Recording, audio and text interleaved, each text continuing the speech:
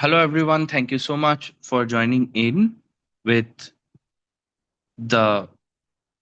hello everyone. Thank you so much for joining me today with the contextualization and characterization and debate workshop that I'll be taking. Thank you so much and glad to have you here. Um, Looking forward to a good round in this particular workshop session. Let us start without further ado. Firstly, then, let us talk about the introduction and the analysis of why essentially are we talking about contextualization and characterization. So, in general, when we do look at debates, we always think of argumentational analysis. We think of how argumentational analysis and like maybe debating prowess is also a lot dependent on the sort of argumentational rigor that you are able to bring into a particular round. But the reason why that might not be let us say the only way or the only thing that you necessarily need to focus on in terms of going ahead and trying to ensure that you're doing good in a particular debate round is something that comes from the understanding of what characterization and contextualization would look like. Why is that important? Because to be very honest, on a primary scale, contextualization and characterization stems from the inherent understanding of, let us say, framing. How do you frame out a particular narrative, or how do you frame out a particular substructure that allows you to go ahead and make sure that the argumentational push like that you have is probably going to go ahead and like make sure that your argument stands within a particular forum, make sure that your argument basically makes sense on a greater plane. Why are we saying that? Primarily, then, if you try to understand what contextualization looks like, it essentially understands a time, place, origin setup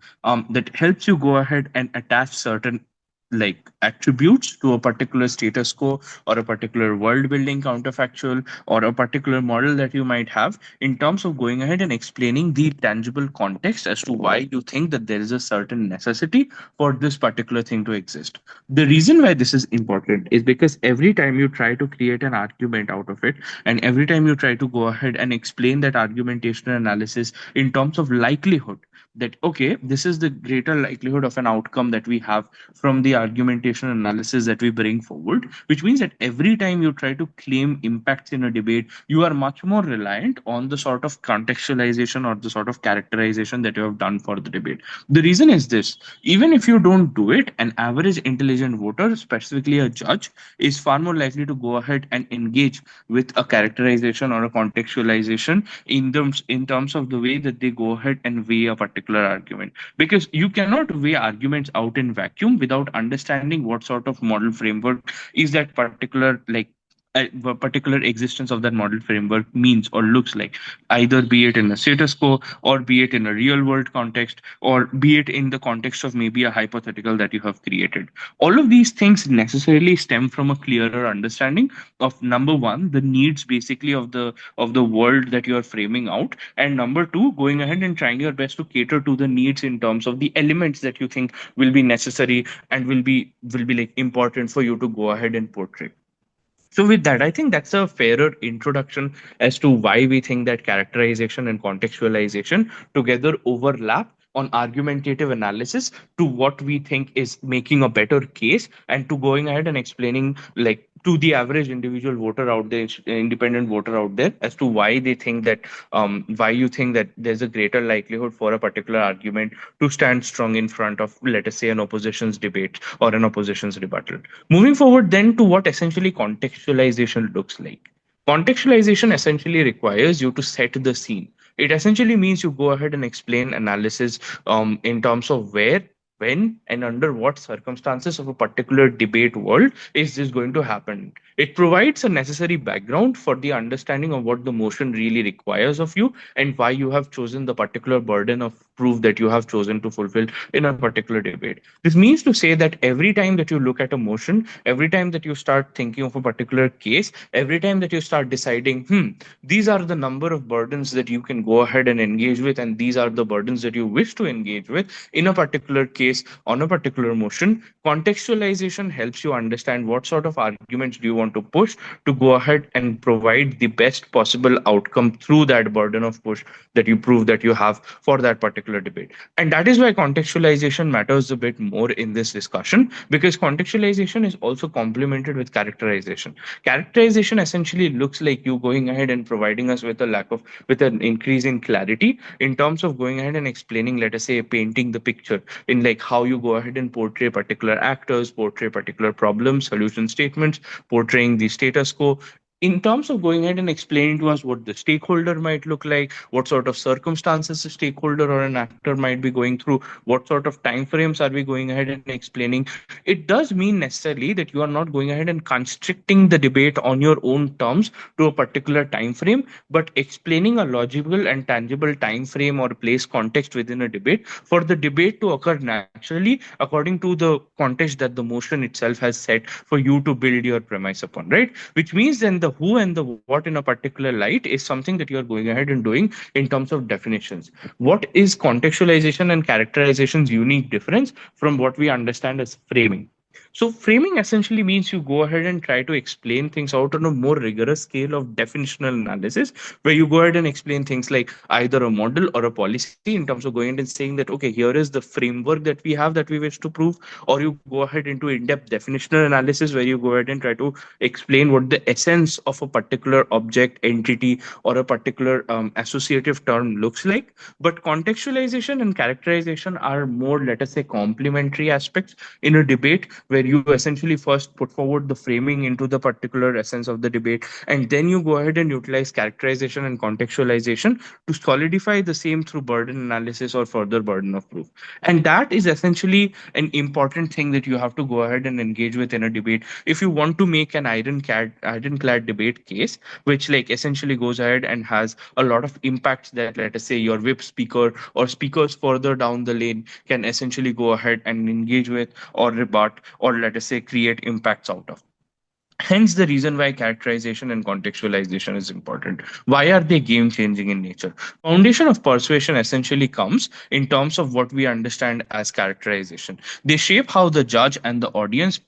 like view or perceive the entire debate in. It means then that this helps in setting up a particular perspective in front of individuals that might be viewing the debate. The reason why this is beneficial is because this allows you the liberty to go ahead and frame things out in a manner that provide you with a greater benefit in terms of explaining why your arguments are far more likely to perform better than the arguments that your opposition, let us say, might have. The second thing that this provides you in terms of tangible benefit is it allows you to control the narrative. Here is the thing: not every debate is a proper black and white discussion, which means that there is a greater likelihood of narrative push that happens. Why is this narrative push important? Every time that you try to go ahead and explain a particular belief system, a particular system of societal hierarchy, a particular system that is, let us say, not ironclad in a written format, but is something that is inherently implicit or understood, is something that also falls under the capacity of a narrative, because you can then push these particular notions, push these particular assumptions forward, propagate them further, try to suppress them, or do something with them in terms of going ahead and engaging with the mass through media outlets or through any form of media engagement. And that is the same thing that happens in a debate as well. In many ways, you can look at this as a small bubble room where you have a small particular narrative of your own to run within a particular debate site. This allows you the liberty to control that said narrative in making it effective to usage of the particular framework of the debate on your own particular terms. And that is why this is very important. Contextualization and characterization will always help you get leverage into a case that allow you to control and reshape the narrative in a manner that is likely better case for you, and also is more charitable to the debate in case there's a lot of uncharitable debates happening, like within the particular round, or you feel like a lot of arguments that you have from the other side is, let us say, quite uncharitable in nature, etc., etc. Moving on then to understanding the third most important reason why contextualization often like plays a game changing role in debate rounds. The third and the most important thing is it enhances arguments relevance, because often enough an argument is relevant to the point that it becomes more impactful in a debate room. So when I as a judge look at a particular argument and try to assess whether this particular argument is far more likely to be more impactful than the other arguments that I have on the plane. And let us say I try to do a comparative weighing of the same, I think there's a greater likelihood that the enhancement of that relevance of that particular argument is going to happen in an easier manner if I have a well grounded and a clear context for why I think that this argument is necessary for the world building, for the status quo that I have, or for the particular characters or elements that have been involved. So let us say this means to say that your characterization and contextualization often gives rise to a clearer understanding as to why a particular argument serves the intents of an actor incentive more, or why a particular argument serves the incentive of a stakeholder benefit more, or why a particular argument might be more important in going ahead and explaining why a particular status quo might need a model or might need a policy that you need to push forward into the forum. All of these questions are better answered if you're able to provide us with context, if you're able to characterize the context that you have provided us with, or characterize the specific elements within this particular context, and go ahead and explain to us what these particular elements have a greater likelihood of viewing or perceiving in the debate world for this particular motion. And this is a very important thing that you have to take into consideration. Moving on, then, we understand that there is a certain amount of leeway that this allows to you in terms of rebutting what the opposition has to play. Why? Because this also allows you to go ahead and expose weaknesses that the opposition's case might have in terms of explaining the identities or challenge flaws that these particular cases from opposition might have. Note, when you don't have proper characterization, there's a greater likelihood that you might be not able to do proper burden analysis, or you might not be able to do proper incentive analysis as to why a particular actor is far more likely to engage with XYZ, whatever you are advocating for. Which means then that assumptions in opposition's cases are far more likely to be just direct assumptions, because they are not delving deep into the analysis as to why they think that given the context, an actor is more likely to go ahead and engage with argument X rather than argument Y. And this is the reason why it allows you to expose the weaknesses of other teams within a particular room if it's a PP, or like your opposition team in a particular room if it's an AP, where you are able to go ahead and point it out that at a point of time, if you are able to have clarity in terms of analysis of who essentially should be getting the leeway of understanding with clarity what the actor requires, it is that said team that also has the capacity to go ahead and have a greater chance at a win in a particular debate. And that is the last point that we have. The leeway that we have on the end is the winning edge that is allowed by, let us say, a deeper contextualization and characterization analysis that we have. Because often teams are better establishing counterfactuals the moment that they have a better context in picture, the moment that they understand the set problem statement the motion is trying to solve, the moment that they are able to understand the regret metric better, is something that they are also able to understand with clarity and explain with clarity in terms of why they think that a particular context or why they think that a particular characterization is going to be far more important for a particular round or for a particular motion set that we might have. These are the reasons why this can end up becoming a game changing factor for a particular debate. But now let us deep dive into the understanding of what contextualization would actually look like and why we think that this is an important notion for the debate world to consider. Moving into what exactly is context. Context essentially means the environment or setting in which a particular debate topic exists. Basically, in debate world, what is the context that surrounds it? What are the added elements that surround the motion that you're talking about? What are the things that are engaging with that particular system? So let us say if you try to isolate out the debate world with people relevant to the motion, with systems relevant to the motion, the overarching system that is created by the environment or the setting within which this debate topic would exist is something that you would understand as context. This is basically the meaning of context that we have for a particular debate world. What are the layers of context? Context can often enough exist on multiple forums. It is not on singular levels or singular layers of analysis that you can provide context. Context can come from different, let us say, belief systems. Context can come from different, let us say, societal constructs. Some of these things included here are historical contexts, socio-cultural contexts,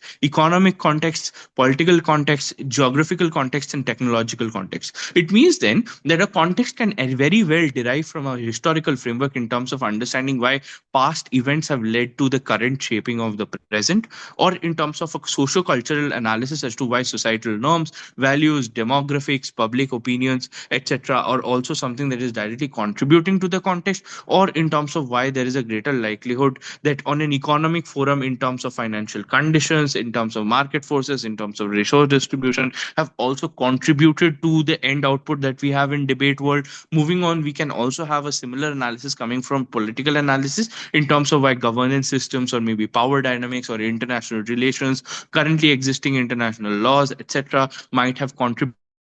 debate world being as it is in the debate motions context, right? The reason why these layers of context are important is because the deeper your layers of context, the clearer it becomes as to why a particular argumentational push has a greater number of impacts that you can go ahead and accrue in a particular debate round. And that is basically an important thing to consider, especially for a debater who is trying to look for like case building in terms of going ahead and explaining things better from an intermediate level to maybe an advanced level, is to just simply start with deeper layers of context. Even if you don't have, let us say, 5, 10, 20 impacts, even if you, let us say, don't have 5, 10, 20 unique argumentation analysis, you can still go ahead and have layers of contexts that your whips can go ahead and create impacts out of, that your further speakers can go ahead and create impacts out of. And these impacts can still go ahead and tangibly contribute to whatever you feel like is a very essential push within the debate round for you to go ahead and grab a win. So, in terms of people who are feeling like I necessarily lack argumentation analysis, or maybe I necessarily lack depth in argumentation analysis to the point that it is needed for me to go ahead and substantiate something in a room, this can be an easy way to ensure that you have relevance and continuity in a particular debate room, if it's a BP, and to ensure that you have proper tangible engagement metrics to go ahead and engage with opposition in a nation parliamentary format or a WSDC format, for you to go ahead and try to at least pass the baton on to your next speakers to go ahead and engage with opposition by taking up impacts or taking up further analysis down the line through the same layers of context that you might have set up in the first speeches. So yes, it means to say that contextualization and characterization would naturally also fall as a part of the responsibility for what the first speaker roles are supposed to go ahead and execute in terms of analysis. I think this also falls under the greater scope of what framing would look like in general, because you at the end of the day go ahead and try to create the similar framing for the debate context as well, putting forward more actor analysis, stakeholder incentives, maybe status quo analysis or world building if you need to, maybe a policy framework or a model if you need to, etc., etc., or maybe to establish a regret metric. Moving forward, then we have two more layers of context that generally are not that used, but is also prevalently useful in particular motion types, like let us say IR, like tech, etc., where you have a geographical context where like location, physical parameters, resources that are available as something that comes into an important play, especially in understanding whether there's a certain capacity for an actor to actually go ahead and achieve some sort of tangible change over environmental structures, or maybe tangible change over implementation of particular things as to the dependency on such external factors is involved, right? Moving forward, then we also have the layer of context necessary for a technological analysis in terms of understanding whether state of the art technology and its influence on a particular, let us say, actor. This can be or is more often than not a non-state or state actor that we are talking about, which means that there's a clarity of actor analysis that we have here, which means that on a technological layer of context, it is easy for us to go ahead and explain why there's a greater likelihood that access to particular technological resources or access to particular, let us say, capacity building frameworks through a technological means are going to be either restricted, limited, or restructured based on things that come up in terms of your contextualization as to what sort of state of the art technology exists in the hands of these particular actors, in the hands of these particular agencies that we are talking about in a debate. This comes as important factors in, let us say, tech motion themes, or obviously tech motion themes, but also IR motion themes as well, where you're, let us say, trying to understand how can state better utilize technology, be it in a motion about, let us say, cyber warfare, be it in a motion, let us say, about engaging with further collaborative approaches to get better education, be it in any framework. This allows for a deeper scale of understanding so that you can go ahead and engage with a debate in a clearer manner, rather than engage with a debate in like on a bunch of assumptions that can easily be called out from the opposition side or from other debaters in the room, leading to, let us say, what we would understand as a muddy debate, right? Basically, moving forward, then post the layers of context as to why we think that this is crucial. Five things that come into play here. Number one, relevance, ensuring that arguments are applicable to a particular specific scenario within the debate. Number two, nuance, providing a particular in-depth argumentational level to go ahead and explain why there is no such black and white argumentation, and that everything at the end of the day is going to rely on a certain amount of likelihood analysis. Number three, going ahead and explaining plausibility as to why making particular scenarios or impacts are like going to be more easy to, let us say, buy into for a particular judge or a particular team that is going ahead against you, so that you can go ahead and provide a deeper analysis for the same. And let us understand the most important thing being the fact that you are going to avoid misinterpretation, that is prevent arguments from being anachronistic or biased, or like at least have like a lot of false premises that it is built on. Basically, these are things that become important for you to take into consideration when you're trying to set up context, because it means then that a particular panel, a particular member of the judge panel, or let us say opposition teams, can still go ahead and fact check or or utilize any sort of other check mechanisms to engage with you in a holistic manner within a debate round, to, let us say, go ahead and say that okay, this contextualization might have been, let us say, framed well, or might not have been framed in a good manner, for them to have a holistic engagement. In any way, shape, or form, this still increases the relevance of yours within the particular debate round, hence benefiting your speaker scores and benefiting your team as well. In any case whatsoever, be it whether you go ahead and win the round, or be it you don't win the round, but you still are looking for, let us say, deeper case building analysis in terms of how you think you should be approaching particular cases, how you think you should be approaching particular arguments, etc., etc. The fifth most important thing why this is crucial is because this also helps you explain arguments that you want to go ahead and try to prove on a greater scale than other arguments. So let us say here I'm assuming that you don't necessarily want to prove every argument to the same depth as every other argument, or you might not necessarily have the time needed for you to go ahead and address all arguments in a particular manner to the point that you are personally satisfied with it. Because at the end of the day, there's only 7 minutes, or let us say a certain number of minutes associated to the speech that you're going to give, which means that you have to be picky about the sort of arguments that you go ahead and push forward, because those arguments directly go ahead and affect the burdens of proof that you take up in a particular debate. And the reason why this becomes a game changer is because if you have enough context about the particular scenario that you are debating on, it means then that you automatically have a greater capacity to choose better arguments to make, ensuring the fact that there's a greater likelihood that you're going to come up with a good case in terms of the case building that we are talking about in this particular debate context. But most importantly, this also boosts your confidence and morale in terms of going ahead and saying that yes, I am much more likely to come up with a good case if I have a better context of the debate, rather than maybe go with the first argument that comes to my mind, or the top three arguments that come to my mind, and just be like, okay, let's see what happens, and here it goes. So this means that there's a structural approach that gets involved here, because once you start looking at it in a structural manner, a case framework is just broken into these tiny bits and pieces that you have to take care of to go ahead and create a seamless structure that goes ahead and continues throughout the bench, or let us say goes ahead and continues throughout your particular team speakers. Basically, that is why we feel like contextualization is in general important. But most importantly, the question comes up as to how to establish context effectively. Number one, be specific but concise. We do not necessarily need to have a huge amount of, let us say, explanation or huge amount of clarity on this, but to provide the relevant amount of things necessary for you to make that argumentation analysis stand on that context is something that you have to do in the debate round. Which means then that this necessarily needs to happen earlier in the speech. You cannot go ahead and say that, okay, I can bring more relevant context throughout the debate in the later halves once I have already laid down the relevant argumentations necessary for me to go ahead and maybe push a particular burden of proof. The reason why that might not be the most strategic move in terms of a debate argumentation is to go ahead and see that if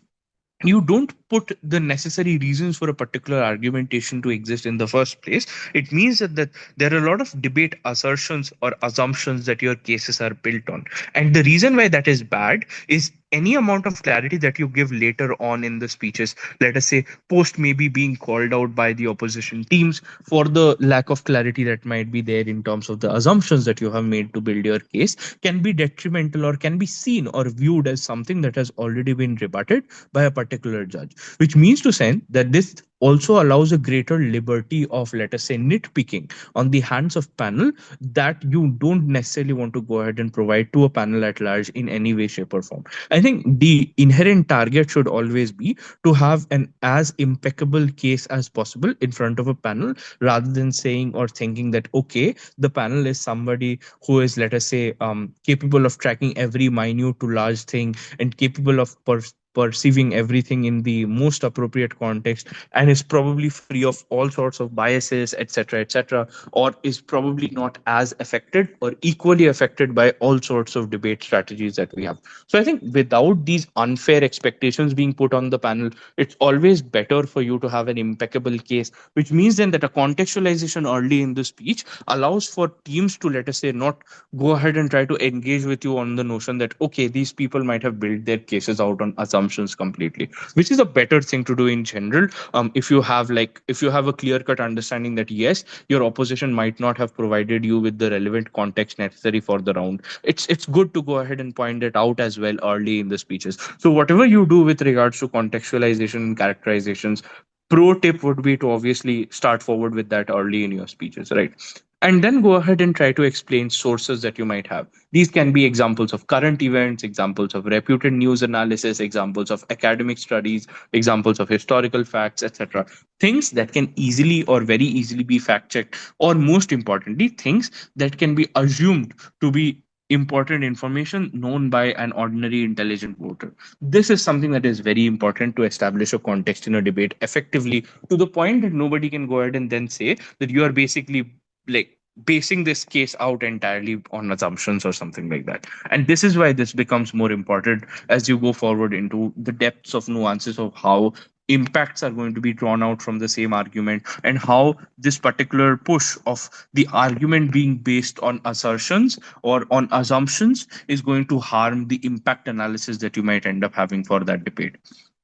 Moving on then to going ahead and providing you with a proper tangible example. Let us say the example is, and the example motion here is, this house would ban fossil fuel advertising. In this particular example, let us go ahead and think of what sort of context can we put forward in the debate. I think naturally few things come up or pop up in the mind. The first thing that comes up is the economic context that we need to prove. Let us go back to the list of layers of context that we can go ahead and prove. I think on a historical level as well, we can start talking about this. We can also talk about it on a social cultural aspect, on the economic forum, on the political forum, on a geographical forum, and also on the analysis of why a technological layer of context is necessary. But here is the cool thing. You have to go ahead and choose which of these context analysis is going to be far more important for you to establish an effective context for you to go ahead and have a good tangible push of an argument as to why this house would, as assuming a government or a state actor, ban fossil fuel advertising in the first place. So assuming that you are going to go ahead and take in the actor analysis as well, there are few things that a governmental incentive is going to come into picture as. First things first, a government is far more likely to go ahead and engage with things that promote the fact that they are going towards a direct change that allows people to feel like they are doing some sort of tangible effort to making something better for the community, etc., etc. But this happens only at the cost of the fact that the upcoming new product is not severely highly priced in with regard to or in respect to the existing product in the market, which means to say that an economic context is far more likely to come into play in this debate, where you can go ahead and easily set up argumentation analysis that comes from financial conditions of that particular state, that comes from a deeper understanding of, let us say, financial conditions of individuals, to the capacity that they can go ahead and engage with a ban on fossil fuel advertising, and how this goes ahead and affects fossil fuel corporations, like basically corporations that engage with the trade of this or the distribution of these fossil fuels, as to why you think that this can go ahead and also probably detrimentally affect these organizations in a manner, let us say, by depleting the value of their stocks, because they now no longer become the center point of, let us say, human attention. But most importantly, going ahead and explaining why all of these can possibly go ahead and affect market forces or resource distribution, etc. And all of this can be done very easily if you have an economic context in place that comes from a historical analysis of these same financial conditions, market forces, resource distributions, basically past events that can very likely be seen as mirrors that can go ahead and affect this particular event happening within the debate world, or the outcomes of the said particular action being taken in a THW motion in the debate world. Another context line that can come into this discussion, or probably the second most important, would be a geographical and political context of understanding whether governmental systems are, let us say, better equipped to go ahead and engage with the same, or like are better equipped with international relations or existing laws or existing frameworks to better equipped to deliver on the same. If, let us say, you are saying that the end outcome of a ban on these advertising is to go ahead and try to socially or subtly take away the attention of individuals from, let us say, fossil fuels, and to redirect that attention to like other aspects of, let us say, fuel consumption, etc., etc., or something like that. Basically, it depends on your burden of push, or like the burden that you are going to go ahead and take up for this particular debate. And depending on that particular burden, you will go ahead and have specific argumentation and analysis that comes into play for the economic, political, and geographical understanding of the context, right? It means then that you can still create a overall one size fits all case, even if you have some certain amount of sub stratifications. Let us say you can go ahead and say that, let us understand the problems that this ban is going to cause for developed economies, for developing economies, and for underdeveloped economies. You can just basically, you have sub stratified the analysis into three layers, but now each of these layers will have their own context analysis and as to why you think that this context is more important. Because once you try to run a complex case like this in terms of sub stratifying the layers of analysis and then trying to go ahead and explain why you think that each of these layers is going to have a tangible benefit, then a lot of arguments can just go ahead and end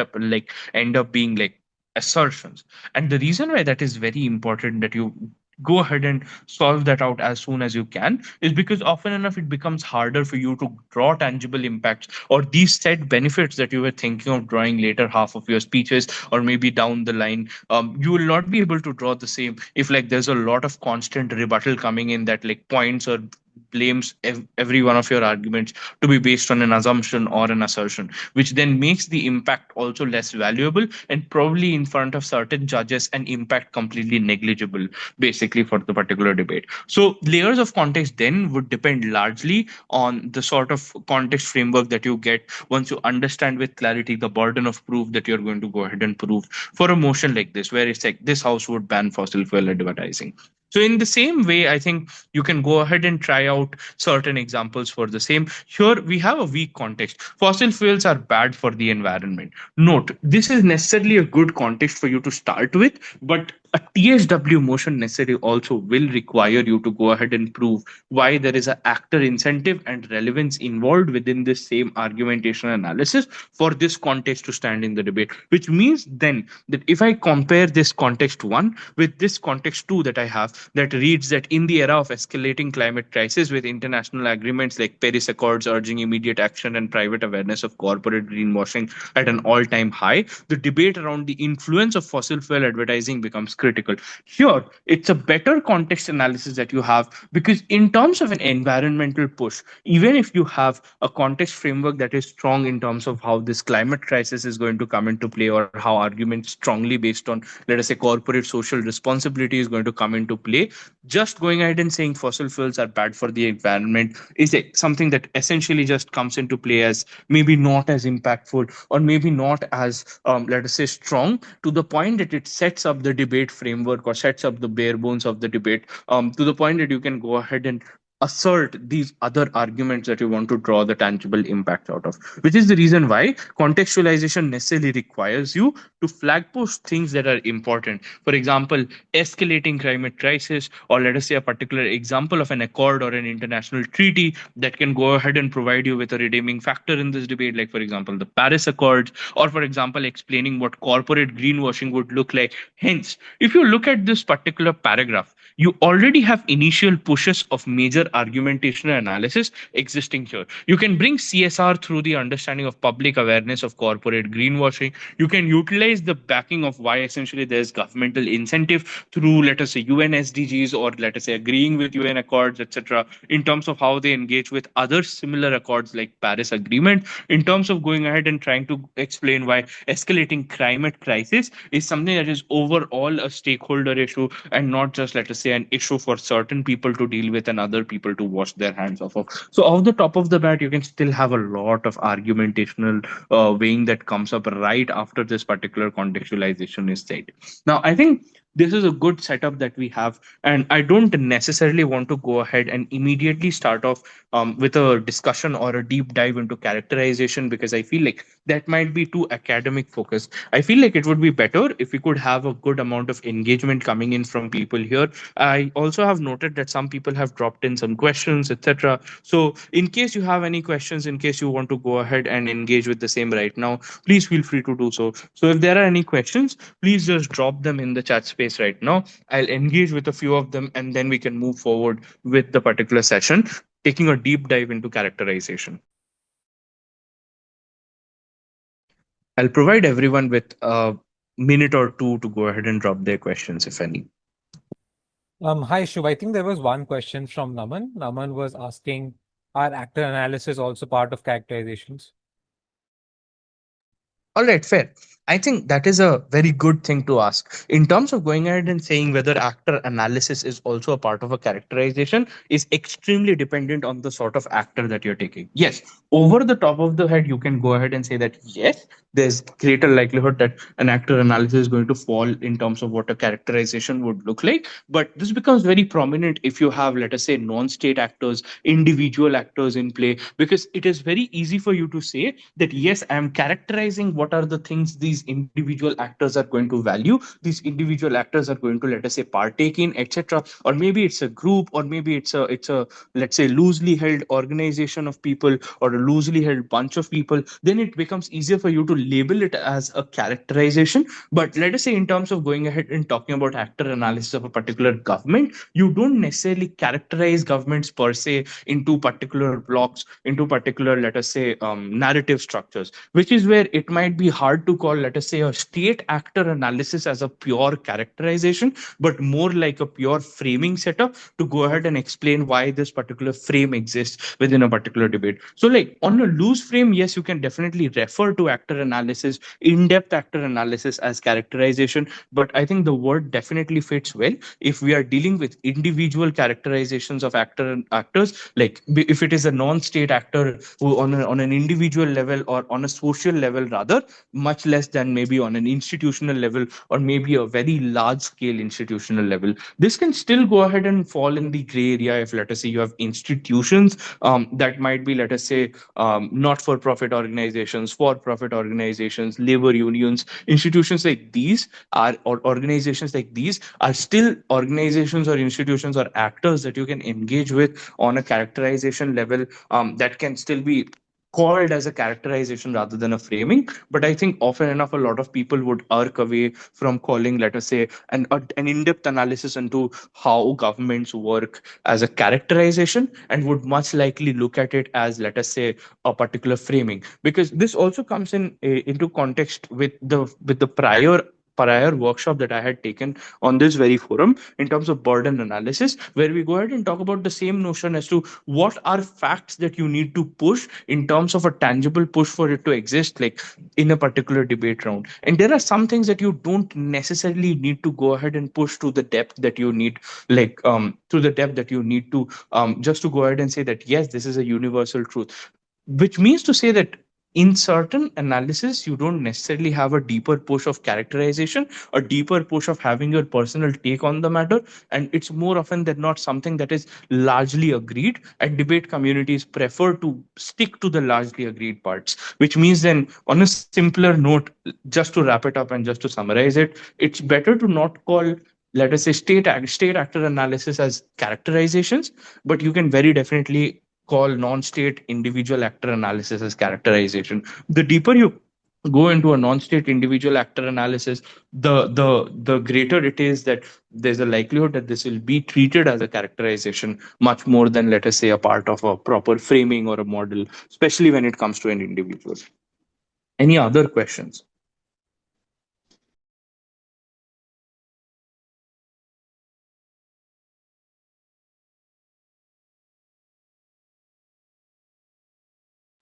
All right, I think there's a There second is question that one more comes in question here. from Naman. Yeah. Yes, Kaushik, could you please read it out for me?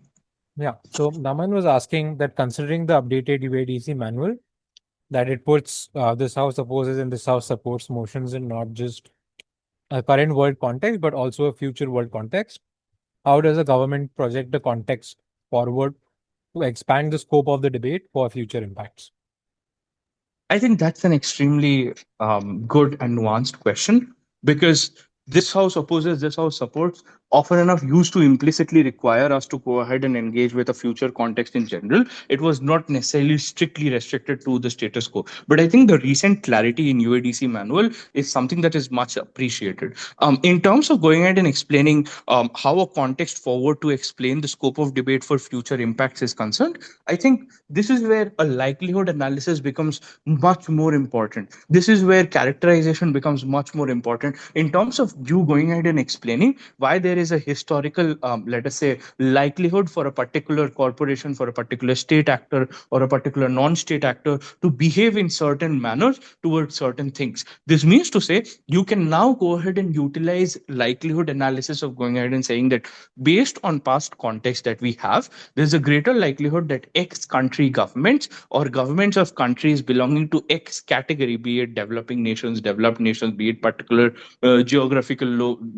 regions, or be it particular fiscal regions, are more likely to engage with on a long term basis with proper commitments with XYZ sort of frameworks that already exist. And this likelihood analysis comes from a historical context. And you can very easily establish this historical context in going ahead and saying that they have historically been able to live up to the expectations in terms of the sort of expectations that UN charters might have, or UN accords might hold for them, or maybe accords of other such similar institutions might hold for them through a historical period of time, maybe say X number of years or X number of decades or something like that. You can also go ahead and explain it on an economic or a political frame where you go ahead and try to engage with it in a manner that is similar to this push. This becomes an easier push when you go ahead and try to think of the economic aspects of it in the current geopolitical context for them, for that particular nation to exist within the substrata, or within the particular region that they exist in, for the particular industry that these particular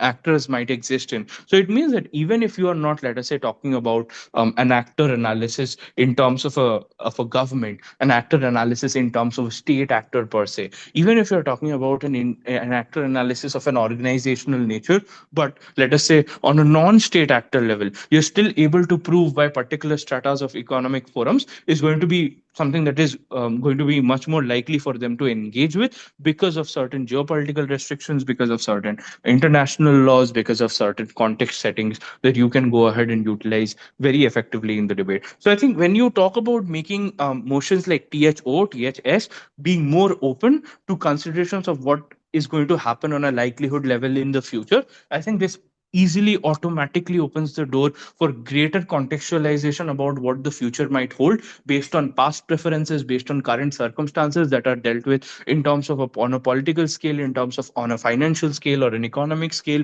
or on a social scale, depending on the sort of actor that you might have in front of you. So I think in terms of that, this is a good question. I feel like we are having a good engagement here. I also feel like some of these questions might do well if you go ahead and have a clearer understanding of what a burden fulfillment might look like, and what sort of things would be better if you go ahead and engage with proper burden analysis in like going ahead and trying to push for particular things. So if you feel like that is something that might go ahead and help you out, please do feel free to check out my prior workshop on the same in understanding burden fulfillment. Moving forward, then I feel like I'll wait for another minute or two to get some more questions in on the forum, and then we can move forward to a deep dive into characterization.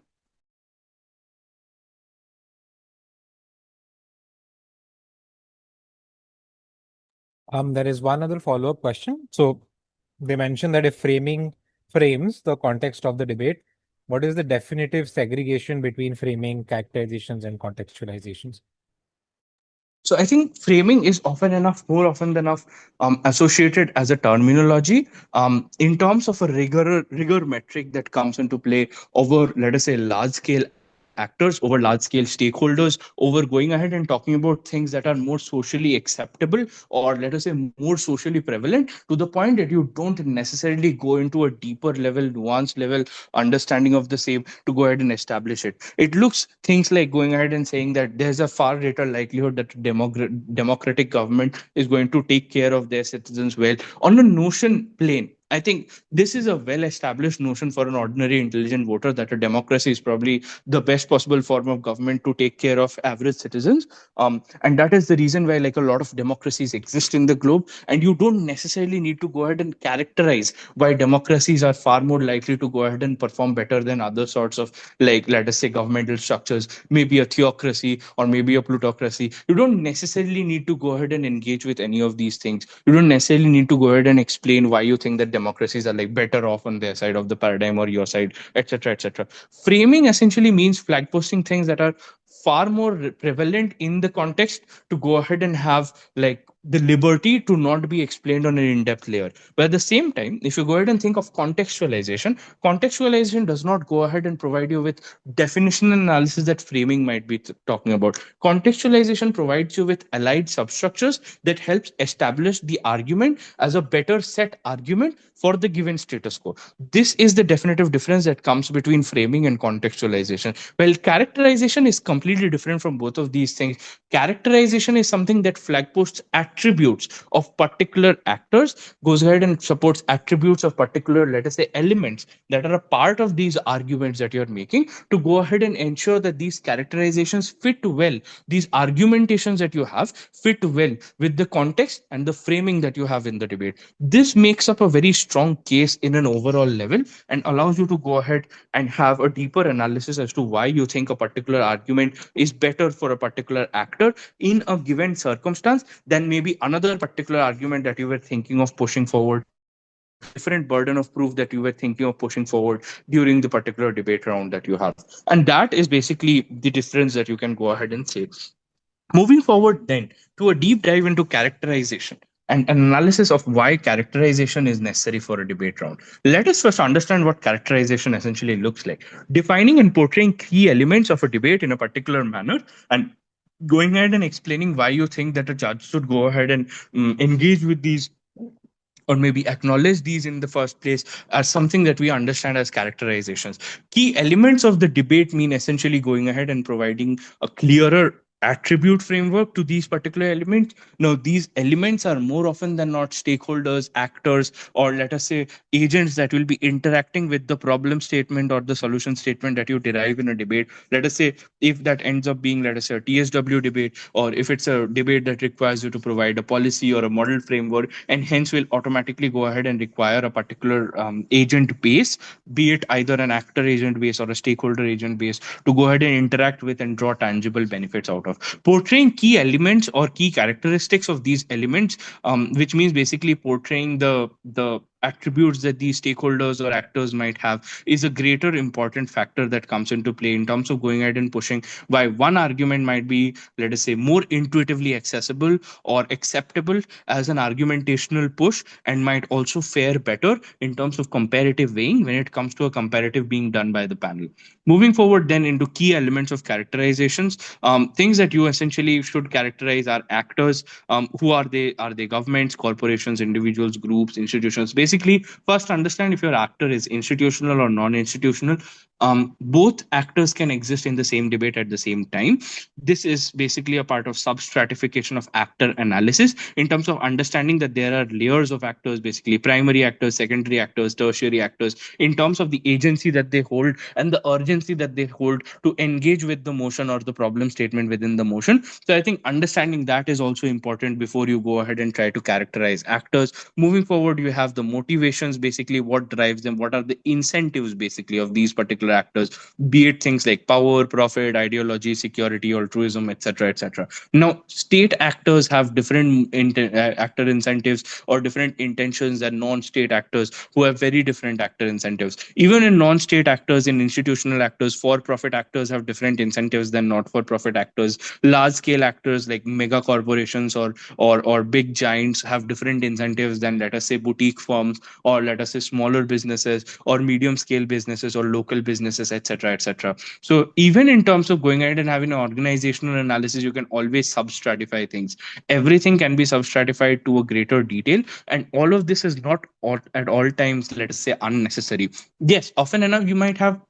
motions that don't necessarily require you to substratify actor analysis, that don't necessarily require you to substratify stakeholder analysis, but you can very well get motions that require an in-depth clarity on the same. Let us say a proper econ motion, or a proper international relations motion, or maybe a proper tech science based motion, something like that. But most importantly, even if that is not the case, even in motions that are more widely framed to be more widely accessible to a lot of debaters, a nuanced debater can always make a particular ironclad case out of 5 layers of actor analysis as to why they think that there's tangible trickle down benefit to XYZ segments of the community. There is absolutely no stoppage to the sort of burdens of proof that you can take up in a debate. Nobody has given a high ironclad rule that this is the only burden that you have to go ahead and prove in the debate. It's almost always a debate strategy to understand which is the best burden of proof, and why essentially that burden fulfillment ensures a win for you in that round. Once again, refer to the prior workshop,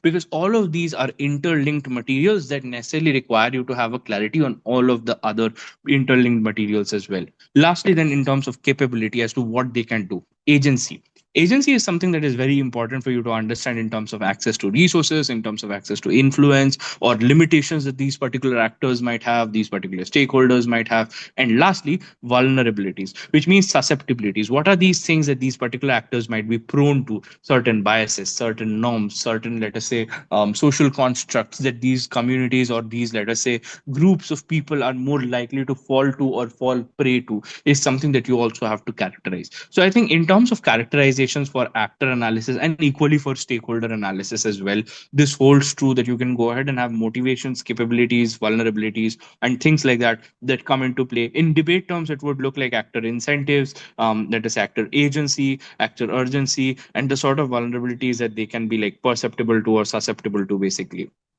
Moving on then to the understanding of what a problem statement would look like. So in terms of characterizing a problem statement, you can go ahead and characterize the scale and scope. Basically, how big is it, how widespread is it, how many people get affected, what sort of solutions are we looking for, local, global, etc. All of these things come at a deeper analysis as well. Most importantly, then, an urgency metric as to why basically you think that this is a pressing, let's say a pressing problem that requires a solution from your end as soon as possible, or like that requires a direct attention from, let us say, actors that have the capacity to go ahead and make the change for it in the first place. And also same time explaining the root causes as to why you think that there are certain underlying factors that have contributed to the same, because the deeper analysis on a contributing factors to a particular problem statement means that you can automatically utilize that in a slapdash manner as well to create a model, and it still will have a greater likelihood to engage with the actual crux of the problem than, let us say, a well thought of model that does not necessarily fit well with the sort of problem statement that we have in terms of the root cause analysis as to why you think that there's a greater likelihood that this model is going to solve a problem than the other model. So here is the thing: even if you have a lousy model, you have a greater likelihood of having tangible impacts that solve a particular problem from a lousy model than having a model that works but is not, let's say, contextually relevant to the problem statement itself. So even an understanding of the urgency and the root cause analysis or a characterization of the same is going to provide you with good amount of leverage to substantiate why your model is characteristically more important or more impactful than what the opposition might have. And hence, lastly, coming to impacts as to why you think which particular communities are affected, which particular individuals, institutions, or stakeholders are affected, and how severely are they affected, etc., etc. The same things have been discussed prior as well. Now, the last thing that comes into play is the solution, the policy statement, the stance that you might have, the model that you might be pushing for, the sort of feasibility analysis that you might have in terms of a characterization. So, whether it is practical, whether it is implementable, whether there are benefits that are tangible, there are trickle down benefits, there are marginal benefits, things like that. How easy it is to solve this particular characterized problem, and what sort of benefits does it provide to a particular individual? The potential drawbacks and trade offs, like, for example, the acknowledgement of particular mitigational steps that might be necessary, the things, the issues that can like come into play without you necessarily wanting them to come into play, etc. Like, basically going ahead and engaging with harms that might exist, probable harms, and going ahead and explaining why on an even if argument these particular potential drawbacks are still not going to be, let us say, as important enough to go ahead and hinder the direct tangible impacts that you might have within a particular debate. All of this can be done better in terms of a characterization. All of this falls under characterization because none of this is a robust frame setup. All of these comes under a deeper explanation or deeper analysis that might come into a debate, right? And this is something that helps in better engagement as well, because it allows for equal contribution to solve a particular problem that the opposition side might also be equally as engaged to solve it as well. Moving forward, then lastly, to key elements to characterize the status quo. Often enough, debates are based on status quo, which means then you have to go ahead and characterize the status quo, go ahead and explain things that are, let us say, not as tangible for you to go ahead and take up on a framing level, but also as like prominent for you to go ahead and take up and characterize on the status quo. These may be social narratives, things that you can't necessarily say on a black and white piece of paper that this is as it is, etc., etc. But you can always push that there's a greater likelihood that the social narrative shaped around particular things is this, or etc., etc. Moving to techniques for effective characterization, then. Number one, vivid language and imagery. Now, these are things that are more important or more relevant for, let us say, WSTC style speakers, because this slide effectively deals about the style strategy of aspect of how you go ahead and put forward your relevant characterizations in a debate that makes these particular characterizations easy to buy into. Not to mention that these cannot be taken into consideration for BP debates, just because BP does not, like, let us say, consider style as an important metric to like mark separately in a debate round, does not mean that it does not play an equal amount of role in a BP judging as well. So vivid language and imagery, helping the judge to see and understand what sort of context or characterization are you putting forward, providing analogies and comparisons to make it easy to understand as to why a particular thing is being pushed or a particular thing is being talked about in terms of a characterization, providing a necessary framing to engage with certain aspects which guide interpretation, basically on a more tangible scale of maybe utilizing model, or maybe utilizing a policy, or maybe utilizing something that already exists on a stronger narrative notion within the debate for you to go ahead and explain the strategic emphasis that you might have within the particular forum of highlighting the aspects of a particular actor or a problem statement or a stakeholder to best support your case. Things like these come into handy because all of these are part of how you go ahead and model out your case, which effectively goes ahead and like contributes to your debate strategy, like case strategy as well, which is something that is taken into consideration for WSTC speakers. And also the first two aspects obviously go ahead and contribute to the style with which you have like put forward the context that you have, or put forward the characterization that you have, and hence you are scored according to that as well. These are things that help like individuals, be it on a novice, intermediate, or advanced level, to understand things that can be done better in a particular round to maybe ramp up their speaker scores, to maybe ramp up the overall scores that they might be getting. It's not always about, let us say, the direct tangible linkage between a win and a loss, and the reason for why any of these particular things exist just for the win or the loss. So more often than not, you should go ahead and engage with these things on a holistic level, on a developmental scale as well, because this allows you to then go ahead and try to build yourself better in terms of giving better speeches, in terms of going ahead and doing better in rounds, in terms of going ahead and understanding crux of motions better, doing burden fulfillment better, etc., etc. All right. With that being said, let us move forward to the next analysis analysis that we have. It is on the interplay. The context drives characterization. Now, this is a very important thing, because if you don't go ahead and understand how a context is able to drive characterization, you are going to go ahead and miss out on a lot of things in the debate round. How they work together. First of all, context that you establish provides the logistical basis for your characterizations to go ahead and exist in the first place. Your characterizations should feel like natural outcomes or descriptions within the world that you have contextualized. This context allows you a framing to go ahead and put forward the characterization that is necessary for the round. It does not exist out in a vacuum. It cannot go ahead and exist out in a vacuum unless there is an inherent assumption about what the world looks like, which generally does not happen, let us say, in a debate round, unless it's a debate that is happening on a purely structural status quo that is so let us say crisply aware to an average individual that you don't need to explicitly go ahead and contextualize in the first place, or you don't need to go ahead and strictly characterize the status quo out for somebody to go ahead and understand. So unless you need these particular contexts to be like automatically be inherently be considered, you are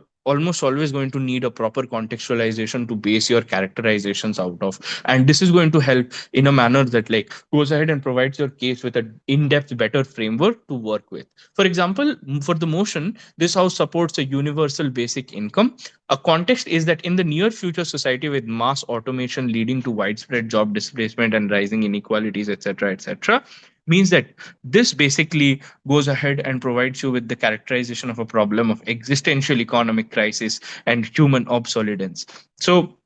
here you understand the characterization of UBI, universal basic income, is something that should probably look like a necessary safety net, a way to ensure dignity and a way to ensure social stability, right? Here is the second context that you might go ahead and provide. In a booming economy with low unemployment but persistent poverty pockets, a complex welfare system should exist, etc. Characterization of problem: insufficient welfare, targeted poverty, bureaucratic hurdles. Characterization of UBI then becomes a streamlined, more efficient way to address poverty and empower individuals. So even on something like UBI, let us say something that is more widespreadly seen as a strict, clearly explainable, framed policy that can exist, you still have a characterization embed that allows you to go ahead and characterize what UBI could look like on your side of the plane and why essentially that is important. This brings us to the most important notion of avoiding a mismatch. Why? If you characterize a government as highly competent and benevolent, but the context is of widespread corruption and public distrust, your characterization will lack credibility. But you have to go ahead and at all points ensure that your portrayals are consistent with the reality that you have like painted. It means then that at the end of the day, you can go ahead and create a debate world analysis of a context or a particular characterization, but it should always go ahead and stick to the portrayal in a consistent manner, which means then that there cannot be inconsistency down the bench in understanding what sort of context have you placed, in terms of understanding what sort of characterizations have already been put forward, etc. And this is basically something that you should be keeping in mind on an important note as well. Lastly, moving to strategic use in debate speeches. Most importantly, across the speaker roles, first speaker, prime minister, or leader of opposition is a crucial role for setting the initial context, introducing primary characterizations of actor analysis, stakeholder analysis, the problem statement, the proposed solution statement, stance on the particular status quo, or whether this debate is in the status quo or not, or you need a particular framing of another world, a debate world, etc. Or you can go ahead and try and aim to establish a framework that favors your side, etc. Across the speaking roles, then on the deputy or middle speakers line, let us say deputy PM, deputy LO, members' speeches, etc. as well, you reinforce and build on this context by adding depth to your team's initial context and characterizations with more examples. Or let us say if you're trying to pull out an extension, you go ahead and challenge and reframe the context by attacking the opponent's contextualization if flawed and offer a counter context, or recharacterize actors or problem statements to your advantage, or introduce new or relevant layers of context or characterization that allows you to draw a tangible extension out of what originally might have been put forward by your opening teams, etc. Across the speaking roles, then on whips and reply speakers, summarizing and crystallizing what your team's contextualization and characterization could look like, would have looked has looked like, and is why that is deemed to be more accurate, more relevant, and more persuasive within the entire round. Why you think that highlighting the opponent's failure to adequately go ahead and contextualize or characterize the debate in a said likely manner is going to go ahead and tangibly affect them in undermining their case, or undermining the burden fulfillment that they might have from their side of the paradigm, etc., etc. These are the ways that across the speaking roles, contextualization and characterization come into play. The initial contextualization characterization should always originate in the first speeches itself. Basically, that is something that you should keep in mind. Then moving on to using context and characterization, going ahead and number one, helping in building a compelling narrative, going ahead and trying to create a particular storyline that resonates with a particular judge, that resonates with a panel, that makes things more easier to buy into. Number two, going ahead and justifying your stance. Every debate requires you to put forward a stance. The severity of the stance is justified by your burden analysis, by essentially your contextualization, characterization, essentially proving why your stance was necessary in the first place. Number three, to preempt and undermine opponents. Often enough, people think that preemptive rebuttals, pre-battles, basically, are things that are exclusively argumentative based, trying to guess estimate what a tangible argument or a stock argument from opposition might look like. But most amazing way to preempt or undermine opposition cases is to characterize the debate in a holistic manner, in the manner that allows you to have a greater leeway without being uncharitable to the debate in the first place. And that, I think, is something that is going to be more important for you to go ahead and engage with. And lastly, go ahead and understand the amplification of impacts. Given the urgency of the context and the vulnerability of particular characterizations of maybe marginal stakeholders, etc., etc., the impact of inaction can basically go ahead and be amplified. And this amplification of impacts easily allow you to have a greater urgency, to have a greater agency push in the debate as well, and to explain why there's a greater likelihood for actors to engage with the same as well. Now, with that being said, we wrap up the discussion here. Thank you so much for joining in on us for this particular session. Thank you so much. I hope everybody had a great time. Before I conclude with the entire workshop, I would like to engage with certain questions, if any. Are there any questions? If yes, then you can please drop them in the chat space.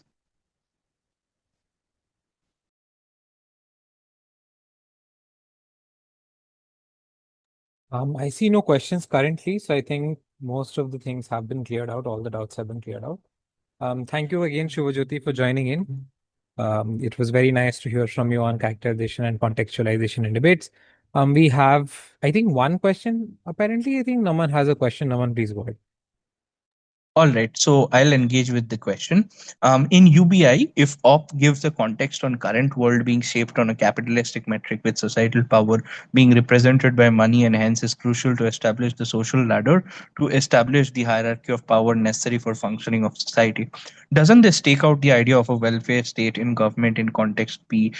as it becomes too unrealistic? So I think the deeper analysis here is this: if you are good enough with your contextualization, you can very easily go ahead and try to have a counter narrative from the proposition team in the debate, or maybe from your proposition teams within the debate if it's a BP. And this is a very good question because this allows us to understand how contextualization can do exactly what we were talking about in the second last slide, basically undermine your opposition. And you don't necessarily always have to be in the proposition side of the paradigm to be undermining the opposition. Having a greater context analysis from op in terms of going ahead and proving why op's context of a current world being shaped on capitalistic metrics, etc., is of a greater likelihood, means that opposition has the greater capacity in this debate to take up the discussion from there, and like probably throw out government's debate from the context analysis of whether the government context is even reliable to the point that a debate framework can be built out on that.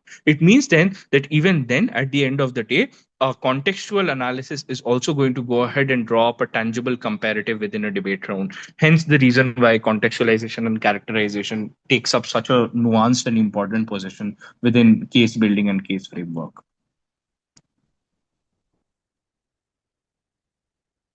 All right, seeing that there are no other questions, thank you so much for joining in with me today. Looking forward to great sessions in the future as well. All the best to all people who have joined in here today with me. Thank you so much. Here. Thank you, Shiv. Everybody take care. See you next time. Bye bye.